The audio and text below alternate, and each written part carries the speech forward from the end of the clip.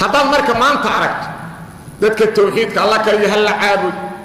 nabiga hal raaco sallallahu alayhi wasallam yahuud waay ingiriiska ka socda nin la dhigi jiray maxamed cabdi wahaab soo diray maxamed cabdi wahaab ingiriiska tarbiyeeyay ya fakarkaas raqiista yaa laga gadi kara ma taqaan dad ducafa oo maskaxdu ay liidato oo wixii loo sheegay madax u raaco ingiriis wuxuu ka shaqeeyay alla kaliya hal caabud been qaba ya alla kaliya hal caabud ma yahuuda ka shaqeeyay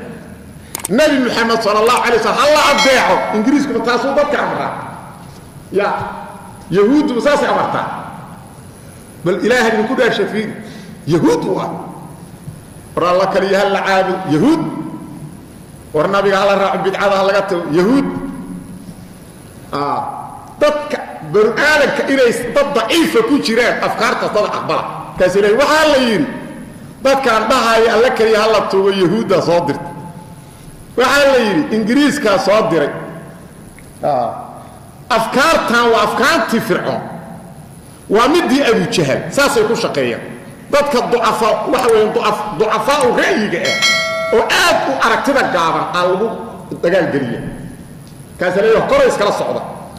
hadeer waa aragteene gaaladu yay jecel yihiin dad kale alla kaliya hal tuug iyo dadka quburatuuga dadka dhow ogi gaaladu waxay leeyihiin waa kaasa culumada saxda waa quburatuuga waa kuwaas culumada wax weeyaan fiican kuwaan xaq jir waa asal raac waa asal raac waa xaq jir waa culumada ku yar socodkaan anagu rabnaa anagu diin ma diidani ee kuwaas ku yar socodkaan rabnaa